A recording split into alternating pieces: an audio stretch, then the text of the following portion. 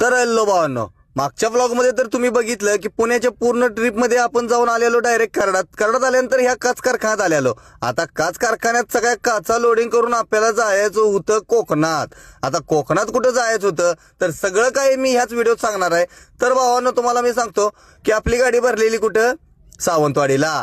गाडीचा जरा लोड जास्तच होता आणि विषय ही लोडिंग करायचा काय आहे, कारण की ह्याची काय आपल्याला हमाली करायला लागत नाही, रशी बांधायला लागत नाही. त्यामुळे आपण गाडी लोड बीड केली आणि आलो डायरेक्ट कोल्हापूर नाक्यावर. घरी जायचं होतं, फ्रेश बिश होऊन म्हणलं संध्याकाळी निघावं, पण ह्या ट्रॉपिक लागलं की काय कमीच होत नाही भावांनो. काय करायचं या ट्रॉपिकला काय मध्ये, एकदाशी ब्रिज चालू झाला की विषय संपला आणि डायरेक्ट आलो पंपावर. मग काय पंपावर आलो, टाकी केली फुल.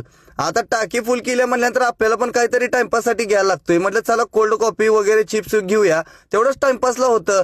मग आहे तुम्हाला सांगतो, पूर्ण गाडी खालच्या खालीच माल होता, 1 फूट पण माल नव्हता फाळक्यात, पण लोड मात्र बराबर कचकटून होता. काय विषय नाही भावांनो, पिकअप बोलते, त्यामुळं काही विषय नाही लोडचा. चला म्हटलं आता निघूया, टाकी बिकी फुल करून निघलो. रस्त्याला लागलो तोपर्यंत पुढं आपल्याला ऍक्सिडेंट दिसलात. येळवणजोगाईच्या घाटाच्या अलीकडे कॉर्नरला ट्रक वायाला काही टर्न दिसला नाही वाटतं. गाडी तर पलटी होऊन राहिलेली, तिथं कोणीच नव्हतं. चला म्हणलं आता निघूया आणि आलो डायरेक्ट पार्टीच्या दारात सकाळी. मग काय लावली गाडी खाली करायला. कारखान्यातच सगळे ही कपाट एकाच ठिकाणी अनलोडिंग होणार होती, त्यामुळे काही टेन्शन नव्हती. अनलोडिंग करणारे अनलोडिंग करत होते. आपलं काम फक्त काय निवांतपणे थांबून राहायचं, त्यामुळे काही टेन्शन नाही. त्याच्यामुळे मी म्हटलं आता काचाचं काम चालू केलेलं आहे, त्यामुळे विषय नाही, काय बांधाबांधी नाही, काय नाही, सगळं मोकळं व्यवस्थित. तर भावांनो, गाडी बिडी खाली करून भाडं घेऊन लागलो रस्त्याला.